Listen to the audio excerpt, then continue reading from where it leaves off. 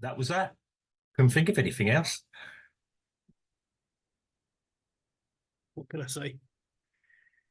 Um, there's a saying when you talk about all things financial, which could be used for many other scenarios too, but mainly financial, Mm. And that the saying is the trend is your friend. Mm. When you start looking in the financial Yeah, markets, the yeah, trend is your friend. You don't, yes. you know. So rather than look at something in one moment in time, you pull the Mm. camera back Yes, and you take a look what has been happening over a longer yeah, period of time and see yeah, what the tendency is for the going forward. yes. Which is why when Keir Starmer went to visit the EU,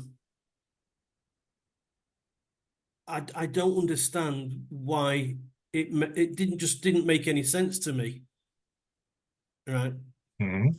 Because everything in the EU is going belly up,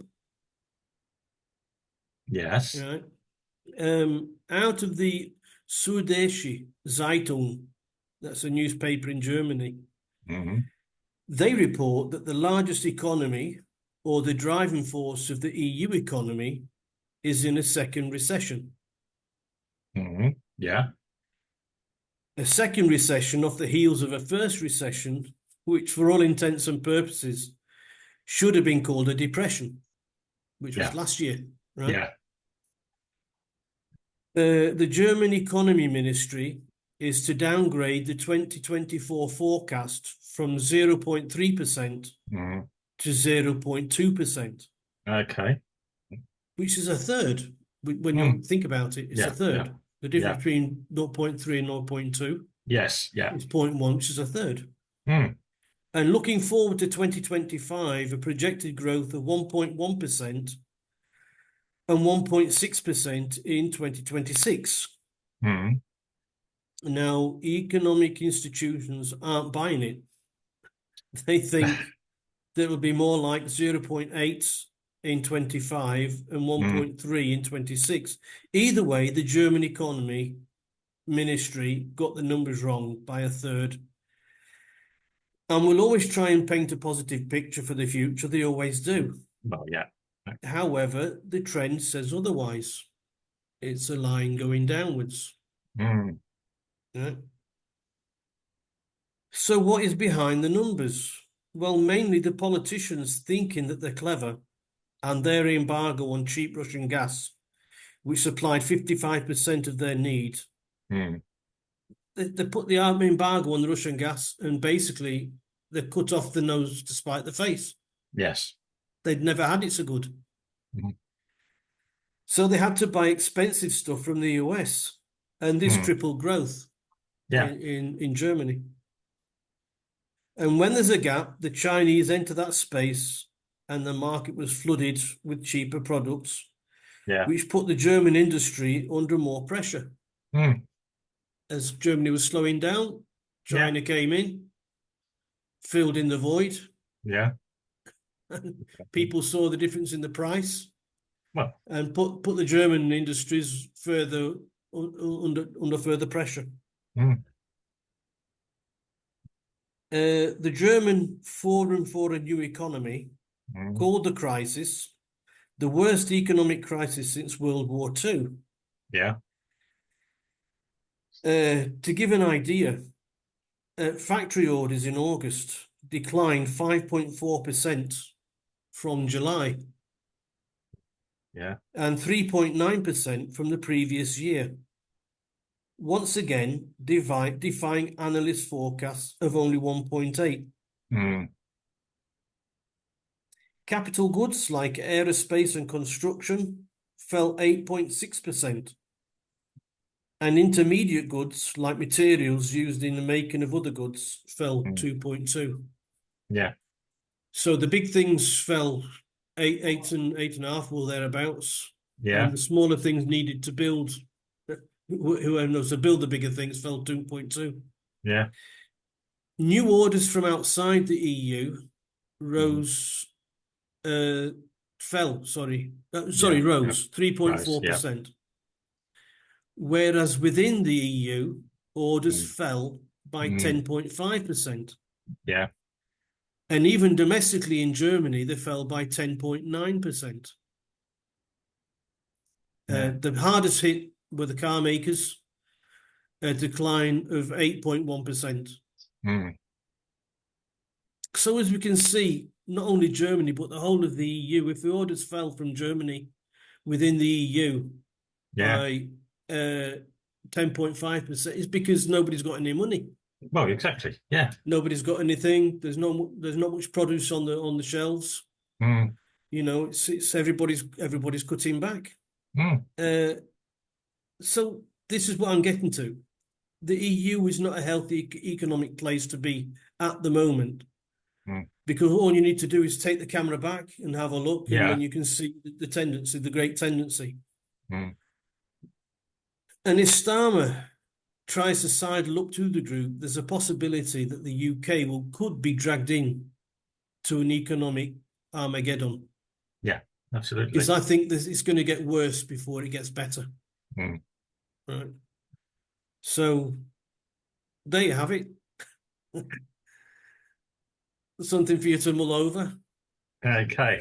Yeah, I mean, obviously, if we study the form, I probably have the back we do step further back than you do even, and think, look at the global. I mean, it's obvious what is happening. The politicians are trying to talk it up at the moment because they've got policies that are failing all over the place. You know, I'm looking at this very, very. I mean, look at the wonderful EU, etc. Which is a trade. We should have just stayed as a trading bloc. Period. Cut down the red tape to trade across and everything else. But we're going back to 1970s and early 80s thinking with that. Of course, he's going to talk about Starmer's always been pro-European. Yeah. He's at odds with I would say a majority of the British population. I mean, there's good reasons to have close relationships with Europe. Of course there are. But yes, I do worry how close our relationships are going to be economically and politically. Yeah. And I'll probably get called, a middle Englander for that or something, this sort of isolationist. And it's not. We've still got to trade with Europe. We've still got to trade with the rest of the world. Yes, that's always been my fear, and particularly it's got a single currency. Else. Now, people probably correct me, but I'm looking at it a very, very logically thing. You're all going to sink together. There was a time when it was individual countries. There's a potential that, one country really they do is that the others all support it. Yeah. Else that's probably when the EU is going to fall apart. If you get one or two or three major currencies or countries start failing. It's going to be the old domino effect, isn't it? It is. You can see it coming from here. We're in Brazil. We can see it coming. Right. Yeah. Yeah. I mean, I ask myself, politicians, they need to have at least a basic idea of economics, and to go into a hornet's nest, an economical hornet's nest, which is what Starmer's trying to do, trying to rekindle these relationships. Is going to get burnt. He's going to get stung. And not only is he going to get stung, but the nation's going to get stung as well. Yeah. I mean, it is going to be it's going to be a big, big problem coming. And like you say, I mean, okay, we say politicians should have a basic economic understanding. They have advisors around them. The trouble is, they normally appoint people whom they agree with. Yeah. And always happen. I think that was the difference. Now,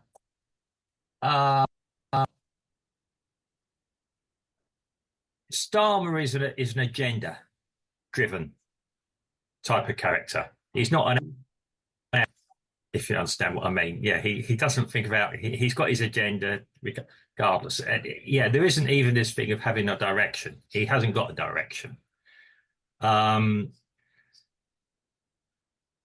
it's almost as if he's the sort of guy that's happy in a crowd. He won't be a standout, standalone type of international politician like he pretends to be.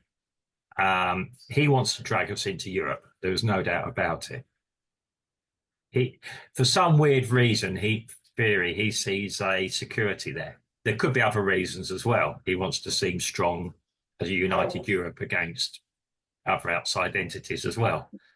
Yeah. Well, Sunak wasn't any better. Well, yeah, I okay. mean, if you remember last year, Mm, Sunak was saying, "Well, our economy is better than what it is in Europe." But I well, mean, in Europe, it was terrible. yeah, well, okay. You know, I mean, I you can't compare apples with pears. no, You've just got to make sure that your apples are the rosy red apples that everybody wants, and yeah. both of them, one after the other. Well, we always said it's uni party. They're both, yeah. Yeah, you can't really tell them apart in some ways. Yeah, yeah. Let alone see what was going to happen from here. You could smell what was being said from here as well. Yeah. Yeah. I mean, we've touched on this before. I mean, you and I are not economists, whatever an economist is. We're not somebody that's been to university, therefore understands the world, but we understand basic how to balance our own books within our households, which is the same process as you apply for a country or a major business. Um, the downturn is happening. Yes, a war has happened in Eastern Europe, or an incident has happened in Eastern Europe that has had a knock-on effect, like you say, with fuel, which was warned by a certain person who's now running for office again, the other side of the world. Yep, Um, yep, yep, yep. it's on video. And You what did can't they do do? What did they do? They laughed at him. exactly. Yeah. He was looking from a business perspective. He wasn't Mm. looking at any he's not a Political. geopolitician. No, No. no, I mean, he doesn't wake up in the morning worrying about what people will think of him politically or them as No. politically. He wakes up thinking what's balancing the books, basically. Really. Yeah, he looks at the bottom line. He's not a great historian, and he's not a great Um, I wouldn't say bad strategist. Um, You know, you say that we're not economists. Apparently, neither is the Germany Economy Ministry because they got their sums wrong. The well, people, the people near to them got their numbers wrong. yeah, All these experts, these economists, you got to find one that are mm, very few and far between. I prefer to listen to people like Peter Schiff, yeah. who's got his feet on the ground. Uh, the Well, rest, they're just so far off the mark. well, yeah. Obviously, I work as an English teacher, and yeah, I do teach about things like this, politics, and yeah, and often one of the questions I ask my students, and it's often quite interesting: should politicians be have an interest in business? Okay, when this is going to open up, but you can see where I'm going with this. Those that do have an understanding of how the economics works, both domestic and high level, as it were. And you hear them talking. Yes, they sound very, very different to those politicians who, yeah, really just have to rely on people around them. Getting the people like to get the ear of the king, as it were. Um, those that are able to think and analyze and ask the right questions. You can watch it in committees. If you've got time, you can sit down and watch it in committee meetings and read minutes. The clever ones ask the right questions. Not always not always good for them either. Yeah, but they will ask the right questions. They want to find good business people and leaders find the problems. As I was once told by a business manager, I want to know about the bad news. Yeah, I can yeah. see the To good resolve news. it, you've got to get Yeah, it resolved. yeah. I can see the good news. I want to know what the bad news is. Yeah, I'm miserable. Yeah, no, he's telling me I'm a miserable person. You just tell me the bad news. Yeah. I need to know that. I know when the sales are coming in. I need to know, what's gone wrong in the background somewhere, or what Yeah, potentially could potentially go wrong is the better thing. And yeah, this is it. Unfortunately, This is what I do like about Brazil, actually, the system in Brazil, and where everyone gets in. Um, they do normally appoint a financial minister who's at least been trained or has an understanding of it. Okay, we've got the current one who he's still an economist. He's still somebody that understands business. We might not agree with him. To me, yeah, the last one was a bit better. But actually, the one we've got at the moment does actually understand it. He doesn't always he doesn't always say what he knows, but he does know what's going on in the background. And I think actually he does get exasperated with his leaders as well. Yeah. And he was very nearly, he could have quite easily been the leader a few years ago, which I wouldn't have been uncomfortable with. Wouldn't have been totally comfortable with. You know Yeah. what? I think Yeah. in general, Brazilian economists are far superior to Western economies, simply because the economy here is a Mm. lot more volatile, Yeah. and you've got to they know what high inflation is, they know Yeah. what low inflation is, they know what high interest rates are, Yeah. and they know how it all works. And Yeah. because it's more volatile, they've got to be on their toes. And Oh, in, yeah. in the UK and in the West, Mm. as the economies are generally Yeah. stable, the people tend to just be lethargic and sit on their Yeah. hands and just don't do anything. There's no rush. There's going to be no rush because it's all going to be, it'll work itself out in the end, I suppose. It's not going to go all that. It's not going to go up and down Yeah. all that much, and Yeah. and you Well, can't be like that.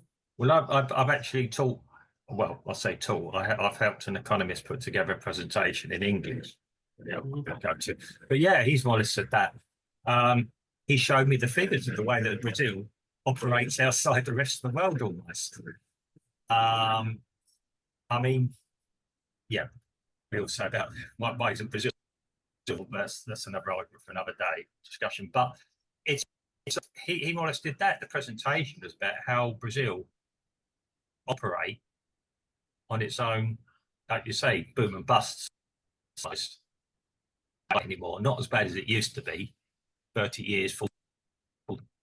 Um, but it is strange because he showed me the figures and there was Brazil sitting here. The other economies are going up and down, yet but I mean, Brazil does ripple quite severely when it goes. I mean, depending on whom you believe, we're either bottoming out on a recession here or we're going up again. Yeah. It's always very difficult to go. It's two quarters and everything else. There's no such thing as people use the term technical recession. Every recession is technical. It's about the two quarters. Um, yeah, I mean I delve into it as far as I need to go. Yeah, it's I mean, yeah, yes, politicians understanding. I don't think Starmer really understands economics in a way that previous prime ministers have understood it. I don't know what Starmer does understand. I'll be quite honest, but Yeah. yeah. Probably the law, and not all that much. I was going to say when I hear him speak, sometimes I do wonder how can you possibly even think that he is more of a politician than he is a lawyer. I would suggest. Mm. When lawyers talk, even if they're talking rubbish, they have a way of saying it that yeah they indicate. Um, I'm afraid he's got an agenda, and it is an elitist globalist agenda, and he likes it. He's on record of saying he supports the WEF as well. Yeah, which is all connected to what's going on. They want us to have nothing. I mean, you look at the WEF. You don't have to read deeply into the WEF to know that they want us all to be grounded at the same level. From what I can tell, it's Marxism. It's corporate Marxism, to put a term on it. And I see the EU as being that. And that's if you like to start. Then you've got the other institution, the WEF, which I think the EU does actually buy into. I'm not sure what the relationship is. Yes, it does worry me. I'm going to be quite honest. To save the UK, and I'm going to get political here, and I'm not scared, we've got to remove the current administration in the UK somehow before the 5 years are up. I would suggest just Well, look, yeah, You got Rachel Reeves, who is going to be cooking the books. We said this in a podcast about yeah, 4 or 5 podcasts ago, yeah, and she's going to be cooking the books so that she can borrow more money. That's going to mm, put inflation yeah, through the tetel. It's going to go through the roof. yeah, Um, of course, we're only going to see that a little bit further along the road mm, because she's with the money she's going to be borrowing. yeah, She'll be giving it some of it away, which is going to make people think, just like when the COVID happened, yeah, oh, I'm getting my salary and I don't need to work. That's great for yeah, me. But they don't realize, that yeah. all that money's borrowed, it's got to be paid back. Well, And I so Rachel yeah, Reeves is doing this, yeah, and none of them. I mean, you go back to Gordon Brown, who sold all that gold for next to mm, nothing at yeah, bargain basement prices. mm. Liz Truss and her mates, I mean, they were all Well, trying to destroy between them, trying to destroy the British economy. I I think mean, how far? Where'd you go? I think Liz Truss, in fairness to her, was trying to do something different to actually make us all feel better and get us all going and motivated. And yeah, it was probably a good policy at the wrong time. It was a happy Well, days policy as opposed to yeah, yeah, you and can only have a again, happy days policy if you've got money in the piggy bank, well, that's and it. the UK Yeah. and the UK doesn't have.